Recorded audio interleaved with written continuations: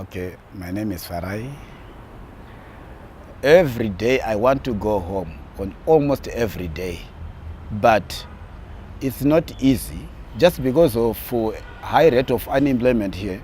People are suffering. And whenever something comes upon you, you sleep without food. Sometimes you don't have a decent accommodation. And you always think about home. Why am I here in the first place? I think I would want to use the word drive. Yeah, because I was drove out of Zimbabwe. It wasn't my dream to be in South Africa. Of course, to come as a visitor, I would have loved to do that.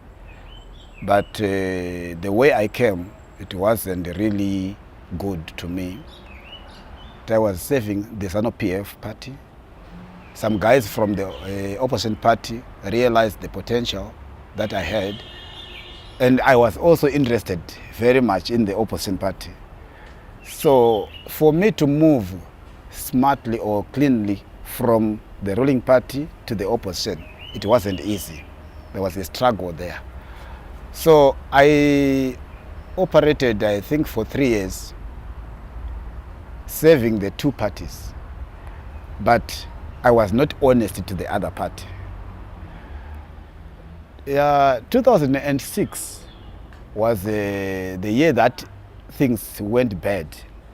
That's when I was called. One guy who was also working for the intelligence is the one who called me to say, my friend, things are on high levels. The communication has been done to the highest office about you.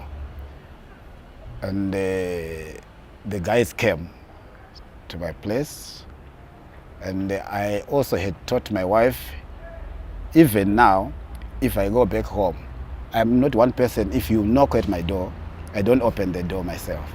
So my wife had to open the door, always. Where is this guy? He's not around. So first time they just left. The other 3 times they could even come in the house to search for me. So my survival was, first day I was in the wardrobe and they could not find me. The other 2 times, whenever they knock, I opened this gate in the ceiling. So I could get in the ceiling, then they come in, they could not find me, then they go. So when things were like that, that's when I started to find my way to South Africa. I came here 2006 April. I left my family behind. Only recently my wife is starting to visit me here, but earlier on it wasn't possible because I didn't want anyone to know exactly where I was. My father was beaten. He's old, but they still beat him. I think it took my father about 3 months to recover from the beatings. So it was severe. It was quite bad. We are 8 boys, same father, same mother. So out of the 8 boys, 1 boy was ZANU-PF and the rest were MDC. So they thought it was a stronghold for MDC. So they were attacking them. Even my mother was beaten. And when they came home, my other young brother was just recently married, and the wife was there. First day when she came there, she was also beaten there. The first day at our house, she was beaten there also.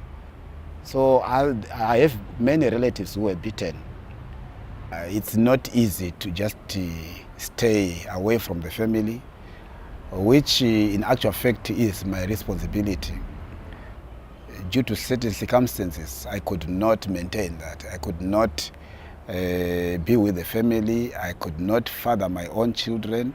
My dream was like any other person, when you have a family, you want to raise your children the way you want, the way you feel, and to give them the necessary education that you need to give them, caring for them, and things like that. But due to these circumstances, then I can't.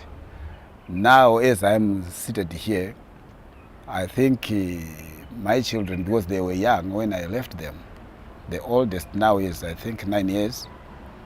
So there's room for them to forget me even either.